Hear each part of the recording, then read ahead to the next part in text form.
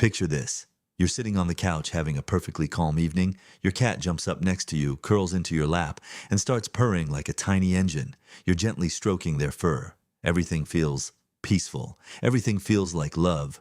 And then, out of nowhere, they bite you. Not a playful nibble, a real bite. You pull your hand back, completely confused, maybe even a little hurt, not just physically, but emotionally. Because a second ago, this animal was literally purring in your arms. So what just happened? Did they turn on you? Did you do something wrong? Are they secretly aggressive? Or is there something else going on? Something that most cat owners never fully understand?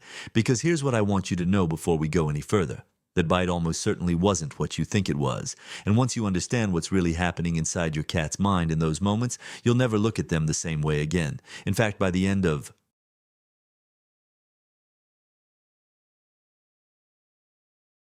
this video, that confusing little bite is going to feel less like a betrayal and a lot more like one of the most honest things your cat has ever said to you. Stay with me because the real story starts right now. Cats have been living alongside humans for thousands of years. And in that time, they've developed this fascinating double life. On one hand, they are deeply bonded, sensitive, emotionally intelligent creatures. On the other hand, they are still, at their core, wild animals. Predators, animals who hunt, who stalk, who respond to the world through instinct as much as through emotion. And that's the tension that lives inside every single domestic cat, including yours. When your cat bites you, most people immediately assume it means the cat is angry, or fearful, or just plain mean. But what most owners don't realize is that biting is actually one of the most layered forms of communication a cat has. It almost never means just one thing. In fact, depending on the context, a bite can mean something completely different each time it happens, and learning to read those differences changes everything about how you relate to your cat. Let's start with the one that catches the most people off guard. You're petting your cat. They seem happy. Their eyes are soft, maybe half closed. They're leaning into your hand. And then, snap, and you're sitting there thinking, why would they bite me if they were enjoying it? Here's the thing, cats experience something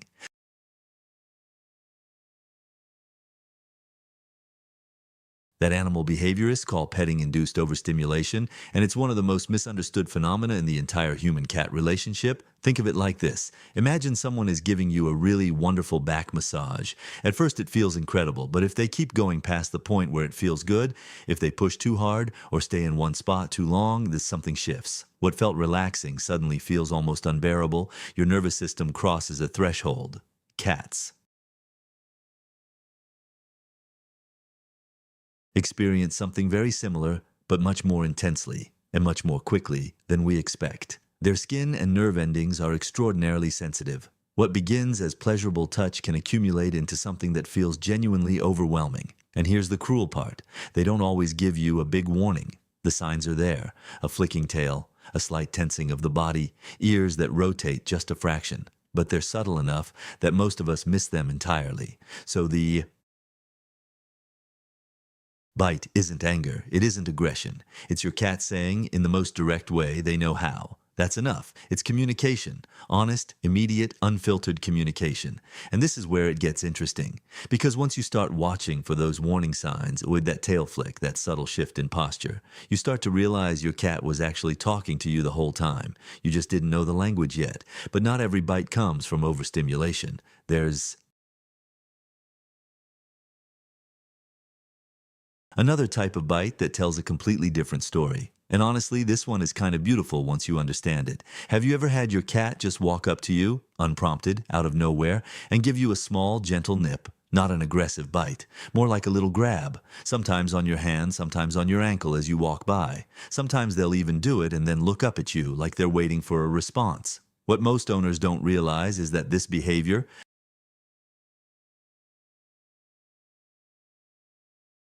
this unprovoked little bite, is often a form of affection. Researchers who study feline behavior call them love bites, and they're deeply rooted in how cats bond with each other. When cats are comfortable with another animal, when they trust them, they engage in what's called allogrooming, mutual grooming. They lick each other, they nuzzle, and sometimes they bite.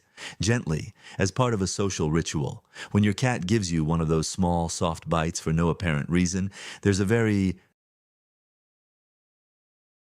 Good chance they're treating you the way they would treat a cat they love. They're grooming you. They're connecting with you. Something deeper is happening here. Your cat isn't just tolerating your presence. They're actively trying to express closeness in the most natural language they have. And think about how wild that is. Your cat, an animal that doesn't share your species, your language, or your world, is reaching across that gap and saying, "You belong to me, and I belong to you." That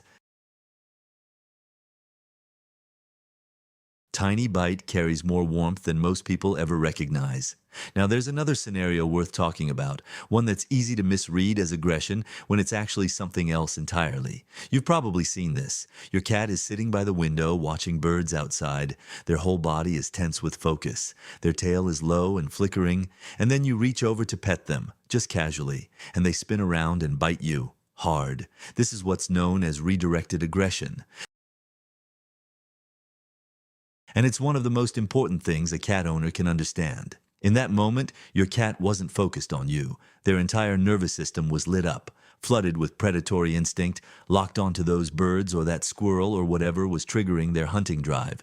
And when you introduced unexpected physical contact into that state, their body reacted before their brain could process that it was you. It's not personal. It's not even really about you. Your cat wasn't thinking, "I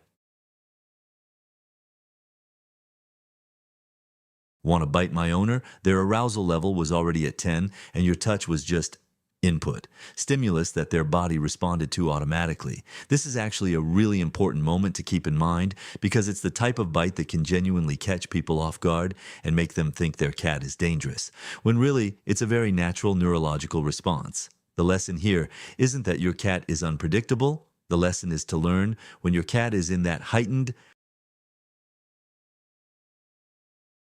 state and simply give them space until they come back down. And here's something worth staying with us for a little longer to hear, because there's one more type of bite that almost nobody talks about, and it might be the most meaningful one of all. Sometimes cats bite because they're afraid, not angry, not overstimulated, not hunting, just scared. And fear in cats looks very different from fear in dogs. A frightened dog often makes itself obvious, shaking, whimpering, cowering. A frightened cat tends to go the opposite direction. They freeze, they hide, or they lash out. A cat who bites out of fear is a cat who feels like they have no other option. Maybe they were handled too roughly as a kitten. Maybe they had an experience that made human hands feel threatening. Maybe something in the environment spooked them, and now everything feels unsafe. Whatever the reason, that bite is essentially a cry of, "I'm scared, and I don't know how to tell you any other way," what most owners don't realize is that the response to a fear bite isn't to punish the cat or to push through the interaction anyway. The response is to back off, to give space, to slowly, patiently rebuild trust over time, not with force, but with consistency, with calm, with the understanding that this animal has had experiences that shape them in ways you might not fully know. Cats who are given that patience and who are allowed to set the pace of their own comfort almost always open up. They come around. Sometimes it takes weeks, sometimes months, but they come around, and the relationship you build with a cat who once bit you out of fear, who slowly, day by day, decided you were safe, that is one of the most quietly profound things a human and an animal can share. There's something worth stepping back to appreciate here as we come toward the end of this story. Because we've talked about overstimulation and love bites and redirected aggression and fear, and those are all real, distinct things, but underneath all of them is a single powerful truth. Your cat is always trying to communicate with you. Every bite, every flick of the tail, every slow blink, every chirp at the window, every head pressed into your palm is language. A whole rich, nuanced language that developed over thousands of years of evolution and then bent and adapted as cats learned to live alongside humans. They're not random. They're not broken. They're not trying to hurt you. They're talking. And most of us just never learn to listen. We look at our cats and see behavior we can't explain, and we assume the worst, that they're unpredictable or cold or incapable of real affection. But the science tells a very different story. Studies in animal behavior have repeatedly shown that cats form deep, genuine attachments to their human companions. They recognize our faces. They respond to our emotions. They come to us when we're stressed, not because they're trained to, but because on some level, They know. The bite that confused you, it was part of that conversation. It was your cat being real with you. So the next time your cat bites you, before the frustration sets in, before the sting pulls all your attention, pause for just 1 second. Ask yourself, what was happening in the moments before? Were you petting them for a long time? Were they watching something outside? Did they come to you first? Or did you reach for them? The answer to those questions will almost always tell you exactly what they were trying to say. And the more you practice reading those moments, the deeper the conversation becomes. The more fluent you get in a language no school ever taught you, the private, specific, beautiful language of your cat.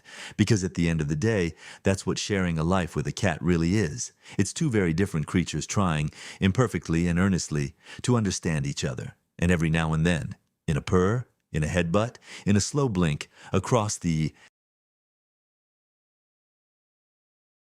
room, even in a little bite, something clicks, and for just a moment you are completely understood by an animal who has no obligation to understand you at all. That's not nothing, that's everything. If this video made you think about your cat a little differently, leave a comment below telling me about a time your cat bit you. And now that you've heard all of this, what do you think they were actually trying to say? I read every single one. And if you want to keep learning the secret language, your cat has been speaking to you all along. The next video is right there waiting for you. Trust me, there's so much more to discover.